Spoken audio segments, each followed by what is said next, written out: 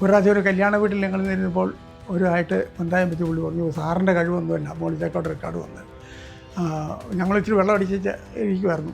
അങ്ങനെ പറഞ്ഞു. ഞാൻ പറഞ്ഞു, പെട്ടെന്ന് എടുത്ത് പറഞ്ഞു, ഞാൻ മോളിച്ചേക്കോട്ട് റെക്കോർഡ് അവൾ അനിയത്തെ കൊണ്ട് കളയിക്കുന്നു പറഞ്ഞു. പക്ഷേ ഈ അനിയത്തെ സ്പോർട്സിലില്ല. അപ്പോൾ പറഞ്ഞാണ് ഇവിടെ നമ്മൾ ഓർത്ത്. അല്ലെങ്കിൽ ഞാൻ പുള്ളി മീശ പഠിക്കുമെന്നാണ് പറഞ്ഞിരിക്കുന്നത്. ഞാൻ പറഞ്ഞു, അല്ലെങ്കിൽ ഞാൻ മീശ പഠിക്കും. ഇവിടെ വന്നപ്പോൾ ഒരു രക്ഷയില്ല. ഉടനെ അച്ഛൻ്റെ അടുത്ത് പോയി. അച്ഛൻ എനിക്ക് അവർ അതിൻ്റെ ഇളയെ കൊച്ചിനെ ഇറക്കി തന്നെ ഇങ്ങനെ പന്തായം വെച്ചിട്ടുണ്ടെന്ന് പറഞ്ഞു. പുള്ളി വിളിച്ചു, അയ്യോ എനിക്ക് ഓടാറിയാൻ വയ്യെന്ന് പറഞ്ഞു. അപ്പോൾ പറ്റിയല്ല, സാറ് പറഞ്ഞവരെ കേട്ടോളാൻ പറഞ്ഞു. അവിടെ വന്ന് വിളക്കണം പറ്റില്ല.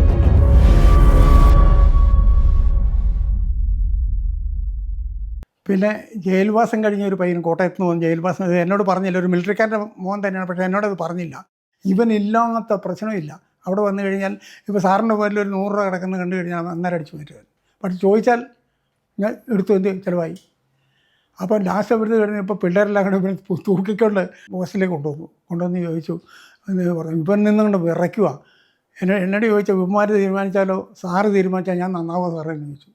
അപ്പോൾ ഇപ്പം കുത്തിക്കൊല്ലുമെന്നാണ് പറഞ്ഞത് പിള്ളേരോട്. പിള്ളേർ പേടിച്ചു. ഞാൻ പറഞ്ഞു, ശരിയാ, നീ ഇവിടെ നിൽക്കേ. മറ്റുള്ള പിള്ളേർ പറഞ്ഞു വിട്ടു ഇവനോട് കാര്യമൊക്കെ ചോദിച്ച് പറഞ്ഞു, ഇങ്ങനെയാണ് ഇതൊക്കെ എന്ന് പറഞ്ഞു. ആ മോനെ, ഞാൻ ഒരു പണി ചെയ്യാം, നീ ആരെയും കക്കരുത്, ഞാൻ ടിവിയുടെ മുകളിൽ ഇത്ര പൈസ നിനക്ക് ആവശ്യത്തിന് പൈസ എടുത്തോളാം പറഞ്ഞു. അപ്പോൾ ആദ്യം 10-15 രൂപ എടുത്തു. അതിനുശേഷം പിന്നെ കുറച്ച് വന്നു. പിന്നെ ഇവനെ ഞാൻ ഏൽപ്പിച്ചു കൊക്കോ പറിക്കാനൊക്കെ ആയിട്ട്. ഇവൻ പറഞ്ഞു, സാറേ ഞാൻ തന്നെ കൊക്കോ പറിച്ചോളാം. ഇവൻ തന്നെ കൊക്കോ പറിച്ചുകൊണ്ട് വന്നു, കൊണ്ട് വിൽക്കും. നമ്മുടെ ഇതിനോട് ഓടി വന്ന് കൊക്കോ പറിച്ചുകൊണ്ട് വിൽക്കും. പിന്നെ പൈസ എടുക്കുന്ന ചിലവില്ല. അവൻ അത്രയും നന്നായി ജയിൽവാസം കഴിഞ്ഞു. ഇന്ന് നല്ല ജോലിക്കാരനാണ്, നല്ല ജോലിക്കാരൻ ആയിപ്പോയി. അങ്ങനെ സ്റ്റോറികൾ ഒത്തിരി ഉണ്ട്. ഇതെല്ലാം മറന്നു പോകും ഇങ്ങനെ പറയാനായിട്ട്. അപ്പോൾ അവനെ രക്ഷാകർത്താവ് വിളിച്ച്, നിങ്ങളൊന്ന് പറയണ്ടേ ഇവനിങ്ങനെ ഒരു പട്ടാളക്കാരൻ്റെ മോനാണ്. പക്ഷെ അന്ന് അവിടെ അവനെ ഈ കുസൃതി വീട്ടിൽ നോക്കി ചിലവാക്കി പഠിച്ചു പോയതാണ്. പക്ഷെ അവനെപ്പോലെ ഉള്ളവനൊക്കെ ഇപ്പോൾ മിക്കവാറും കാണാൻ വരും നമ്മൾ വന്നു കഴിഞ്ഞാൽ. ഇപ്പോൾ 2 വർഷം കൊണ്ട് വരുന്നില്ല. അവൻ നല്ല ലെവലിൽ എത്തിപ്പോയി. അങ്ങനെ 10,000 കുട്ടികൾ നല്ല ലെവലിൽ, ചെറിയ ലെവലിലൊന്നുമല്ല, നല്ല ഇതിൽ. അത് കാണുമ്പോൾ നമുക്ക് ഏറ്റവും വലിയ സന്തോഷങ്ങളാണ്. നമ്മൾ അഞ്ചുപോ ജോർജും ജൂബി സബാസിന് ഒത്തിരി പൈസ ഉള്ള വീട്ടിൽ, എന്നുവെച്ചാൽ അവർക്ക് ബാറൊക്കെ ഉള്ള ഇത് വീട്ടിലെയാണ്. അപ്പോൾ വിൽസി സാറാണ് ഇവരുടെ കോച്ച്. നമ്മൾ പ്രാക്ടീസ് ചെയ്ത് കഴിയുമ്പോൾ ഈ ജൂബി ലോങ് ഡിസ്റ്റൻസ് നമ്മൾ ക്രാസ് കണ്ട് കഴിയുമ്പം ഈ ജൂബി ഒത്തിരി ഫണ്ട് വരും.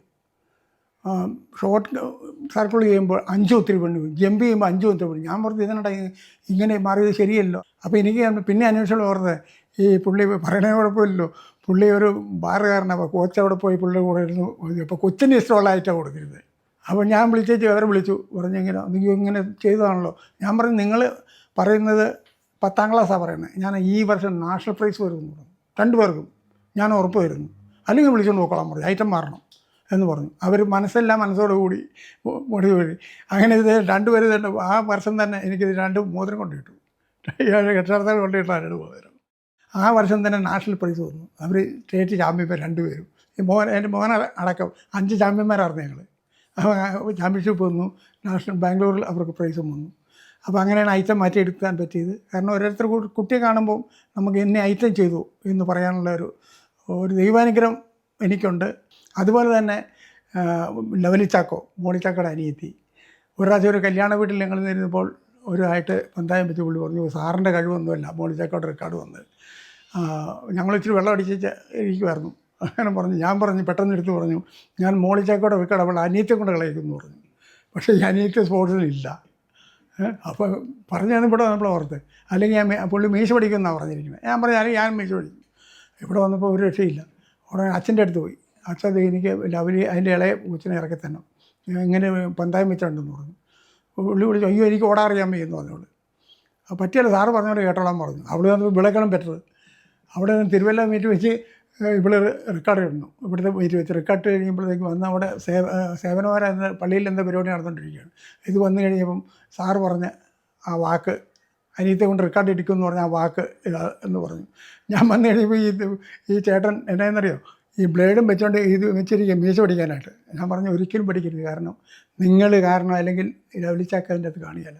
ആ 3 പിള്ളേരും നല്ല റെയിൽവേ ജോലിക്കാരാണ്. അവനെയും അനിയത്തിയും എല്ലാം നല്ല ജോലിക്കാരാണ്. അപ്പോൾ പുള്ളിക്ക് 4 പെൺമക്കളും മാത്രമേ ഉള്ളൂ. അപ്പോൾ ചാക്കോച്ചൻ എപ്പോഴും പറയും, സാറിന് വേണ്ടി ദിവസം 2 പ്രാവശ്യം ഞാൻ പ്രാർത്ഥിക്കും. അങ്ങനെ ഒത്തിരി രക്ഷകർത്താക്കളുണ്ട്. അതിൻ്റെയൊക്കെ ഗുണമാണ് ഇങ്ങനെയൊക്കെ വരാനുള്ളതെന്നാണ് എൻ്റെ വിശ്വാസം. ഞാൻ കോരത്തോട് വന്നു കഴിയുമ്പോൾ കോരത്തോട് ആദ്യമായിട്ട്, കാരണം അവിടുത്തെ പിള്ളേരൊന്നും സ്പോർട്സ് കഴിഞ്ഞിട്ടുള്ളതല്ല. ഈ നെക്കിട്ട് കൊണ്ട് ഓടാൻ എന്ന് പറഞ്ഞു കഴിഞ്ഞാൽ അന്ന് ആൾക്കാർക്ക് വലിയ ഇതാണ്.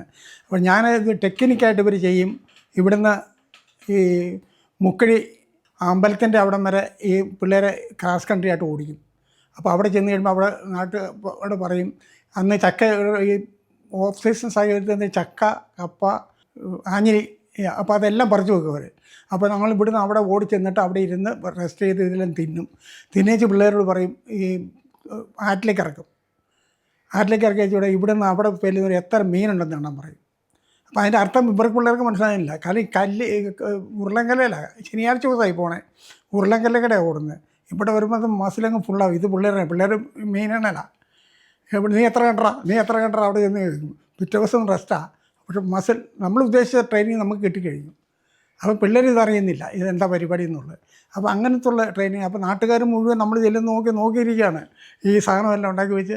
നാട്ടുകാർക്കൊക്കെ ഭയങ്കര ഇതായി. നമ്മൾ 1-2 പിള്ളേർ പ്രൈസ് മേടിച്ച കൊണ്ടുപോകുന്ന പിള്ളേർ മുഴുവൻ പ്രൈസ് കയറില്ലേ ഓരോരുത്തരുടെ ഇതാണ്. അപ്പോൾ നാട്ടുകാർ മുഴുവൻ ഭയങ്കര എന്തോന്നാണ്.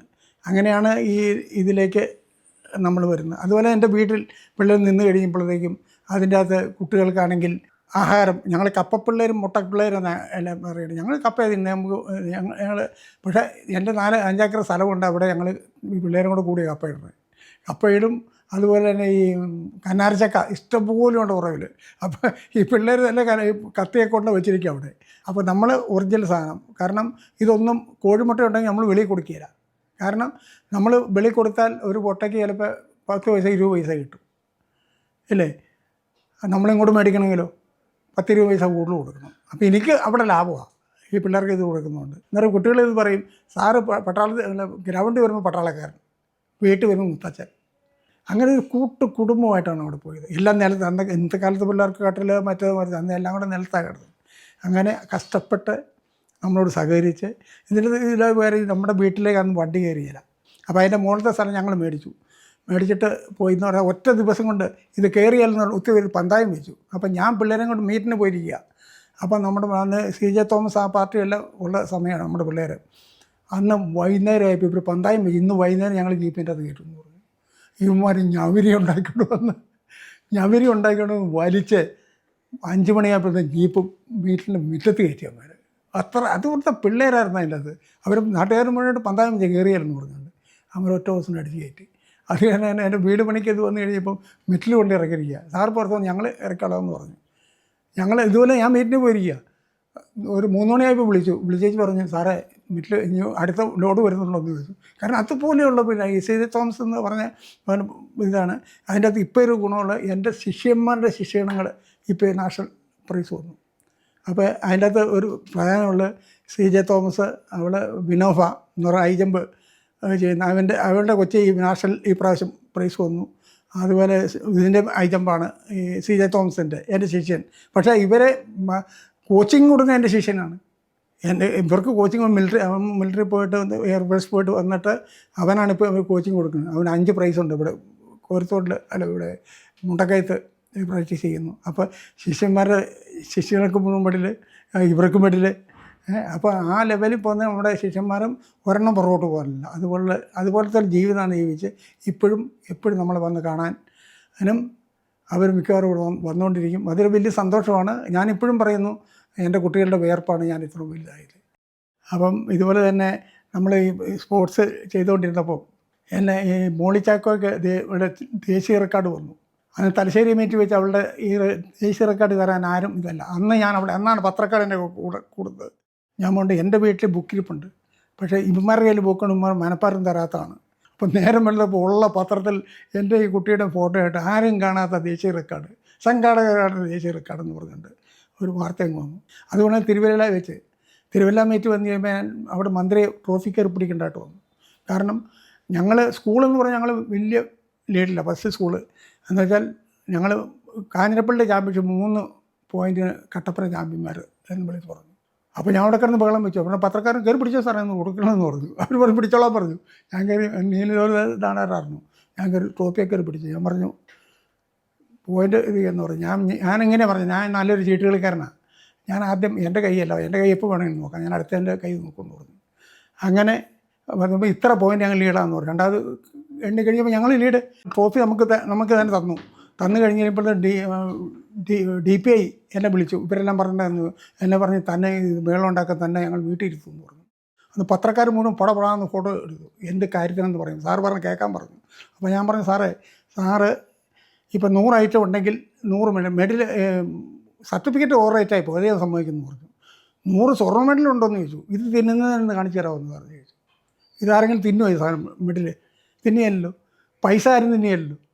ഈ പൈസ ഇവിടെ കിട്ടുന്നതല്ലേ. ഞാൻ പറഞ്ഞു, സാറേ ഇവർ ഇത് വിൽക്കും. എൻ്റെ ഒരു കുട്ടി 5 മെഡലുള്ള 5 സ്വർണ്ണമുള്ള കുട്ടികൾ എൻ്റെ 3-4 പേരുണ്ട്. അപ്പോൾ ഒരു മെഡൽ കിട്ടിയില്ലെങ്കിൽ ഒരു കുഴപ്പമില്ല, അന്നേരം പൈസ കിട്ടിയാൽ മതി. ഉടനെ അദ്ദേഹം പറഞ്ഞു, ഇതും കേട്ട് പട്ടക്കാർ സാറേ എന്നെ മറുപടി പറയാൻ പറഞ്ഞു. എന്നോട് പറഞ്ഞു, സാറേ പക്ഷേ ഞാൻ ഒരാഴ്ചയ്ക്കുള്ളിൽ ഈ സർട്ടിഫിക്കറ്റ് മെഡലും ഞാൻ കോരിത്തോളിൽ എത്തിച്ചു തരാമെന്ന് പറഞ്ഞു. പക്ഷേ നമ്മുടെ DO ഒരു രാജ്യം വിളിച്ചത് വന്ന് ഈ ജോർജ് കരിത്ര എന്ന് പറഞ്ഞ അദ്ദേഹമാണ് ഈ സ്പോർട്സ് ഓർഗനൈസർ. അവിടെ നമ്മുടെ DO എന്ന് പറഞ്ഞു, പട്ടാളക്കാരൻ അവനെ പിള്ളേരുടെ ഇത് മേടിച്ചോ, ആൾ മര്യാദയ്ക്ക് നിർത്തണം, നിർത്താമെന്ന് പറഞ്ഞു. അപ്പോൾ DO ഒരു പ്രാവശ്യം കോരിത്തോട് വന്നു, സാറേ നമുക്ക് എങ്ങനെയെങ്കിലും മേടിക്കണം, ഇതാ അയാളെങ്ങനെ പറഞ്ഞു. നമ്മൾ മേഡം അനങ്ങരുത്, കാരണം എനിക്ക് പത്രക്കാരുടെ മുമ്പിൽ വെച്ചാണ് DPI എനിക്ക് ഇത് ഒരാഴ്ചയ്ക്കുള്ളിൽ തന്നിരിക്കുന്നത്. അത് എത്ര മാസം വേണം നീണ്ടോട്ടെന്ന് പറഞ്ഞു. അപ്പോൾ 5 മാസമാണ് അന്ന് പ്രൈസ് മണിയുണ്ട്. ആ ദിവസം ഞങ്ങളവിടെ ചെന്ന് നമ്മളെ ടീച്ചറുമായിട്ട് ചെന്ന് കഴിഞ്ഞപ്പം ഈ പുള്ളി പറയാം, ഇത്ര പറയാം, അയാൾ മേടിച്ചില്ലേ, ഇത് പിള്ളേരെ അല്ലേ പായ് പോകണം മറ്റേ. ഞാനവിടെ നല്ല പട്ടാള ഭാഷയിൽ തന്നെ 4 തരുമെന്ന് പറഞ്ഞു. അങ്ങനെ പറഞ്ഞു എൻ്റെ തന്തയോടെ ഒന്ന് ഞാൻ മേടിച്ചോണ്ട് പോകുന്നു. കാരണം ഈ ദിവസം ഞാൻ നോക്കിയിരുന്നതെന്ന് പറഞ്ഞു. ഞാൻ പറഞ്ഞു DPIയുടെ അടുത്ത് നേരെ കയറുന്നു. ഞാൻ പറഞ്ഞു, സാറ് ഒരാഴ്ച പറഞ്ഞു, ഇത് 5 മാസമാണ് സാറിൻ്റെ ഒരാഴ്ച 5 മാസം എന്ന് പറഞ്ഞു. ഇന്നും പത്രക്കാരുണ്ട് കേട്ടോ എന്ന് പറഞ്ഞു. ഞാൻ ഇറങ്ങി പോകുന്നത് സാറ് ഊട്ടി വന്നിട്ട് കൈകാലി പിടിച്ചു. അതിനെ മാഷ അങ്ങനെ പറഞ്ഞെന്ന് ചോദിച്ചു. ഞാൻ പറഞ്ഞു, എനിക്ക് കിട്ടിയില്ലേ. ഞാൻ വന്ന് പിറ്റേ ബസ് മേടിക്കാൻ ഒപ്പിട്ട് അവിടെ എത്തിക്കാനൊരു ഓർഡർ കൊടുത്താന്ന് പറഞ്ഞു. ഞാൻ പറഞ്ഞു, സാറ് ഒപ്പിട്ട കാര്യമൊക്കെ എനിക്കറിയാമെന്ന് പറഞ്ഞു. എനിക്കിവിടെ ആളുണ്ട്. പക്ഷേ അയാൾ എൻ്റെ ടീച്ചറോട്, ഇപ്പോൾ ഹെഡ് മാസ്റ്ററോട് അയാൾ പറഞ്ഞ് വാക്കെന്നു സാറൊന്ന് അന്വേഷിക്കാൻ പറഞ്ഞു. ആക്ച്വലി എന്നെ അവിടെ അസിസ്റ്റൻ്റ് ഓഫീസിൽ കയറിയിരിക്കാൻ പറഞ്ഞു. പുള്ളീനെ വിളിച്ചേച്ച് പുള്ളിയുടെ തന്തയ്ക്കല്ല എന്തെല്ലാം പറഞ്ഞെന്നറിയോ. കോരത്തോട് പുള്ളി പേടിയാണ്, അങ്ങനെ പേടിയാണ്, എങ്കിലും എന്നെ രക്ഷിച്ചു. അദ്ദേഹം അവിടെ പറഞ്ഞു ഞാൻ ആരാകൾ വിടിയും. ആ പുള്ളീനെ അവിടെ നിന്ന് ആ സ്ഥലത്തുനിന്ന് മാറ്റി. അതിന് ശേഷമാണ് കേരളത്തിൻ്റെ ചീഫ് കോച്ചായിട്ട് എന്നെ നിയമിക്കുന്നതും. അതിൻ്റെ പിറ്റേ വർഷം മുതൽ ഞങ്ങൾ കേരളം ചാമ്പ്യന്മാരാണ്. അപ്പോൾ കോരത്തോട് വന്നു കഴിയുമ്പോൾ റബ്ബർ വെട്ടിക്കൊണ്ടേ പഠിത്തമൊക്കെ നിർത്തി. അപ്പോൾ നല്ല സൈസാണ്. അപ്പോൾ എന്നോട് ഒരു അധ്യാപനം വിളിച്ചു, സാറേ ഇവനെ എങ്ങനെ രക്ഷപ്പെടുത്താൻ പറ്റുമോ, ഇവനെ കൊണ്ട് അവിടെ ഇരുത്തി കഴിഞ്ഞപ്പോഴത്തേക്ക് 8ാം ക്ലാസ് കൊണ്ട് ഇരുത്തി കഴിഞ്ഞപ്പോഴത്തേക്കും ടീച്ചർമാർ വന്നിട്ട് പറയാം, ഇവനെ ഇരുത്തി എങ്ങനെ പഠിപ്പിക്കണമെന്ന് ചോദിച്ചു. അപ്പോൾ നമ്മളാ പട്ടാള ഭാഷ ചോദിക്കും, നീ അവരുടെ മുഖത്ത് നോക്കിയാന്ന് പറഞ്ഞു, താഴെ നോക്കട്ടെ എന്ന് പറഞ്ഞു. ടീച്ചർമാർ അവൻ്റെ മുഖത്ത് നോക്കി പഠിപ്പിച്ചാൽ മതി, താഴെ നോക്കട്ടെ എന്ന് പറഞ്ഞു. പക്ഷേ ലാസ്റ്റ് അവനെ ഇത്രയും സ്നേഹം സാർമാർക്ക്, അവൻ അത്ര നല്ലൊരു പയ്യനായിട്ടാണ്. അവനിപ്പോൾ പോലീസിൽ നല്ല റാങ്കിൽ ഇരിക്കുന്നു. അവൻ്റെ കൊച്ച് അവനിപ്പോൾ നാഷണൽ 3 നാഷണൽ മെഡൽ വന്നു പയ്യനാണ്. ഞാനന്ന് തിരുമ്പുണ്ട് എനിക്ക്, ഞാൻ കാശ് മേടിക്കുക. പിന്നെ അതിന് പ്രതിഫലമായിട്ട് തരുന്ന ഈ ചാരായവും പിന്നെ കാട്ടിറച്ചി ഇഷ്ടം പോലെ കൊടുത്തരും. ആർക്കെങ്കിലും കേട്ടുകഴിഞ്ഞാൽ എനിക്ക് ഒരു വിഹിതം നമുക്കുള്ളതാണ്.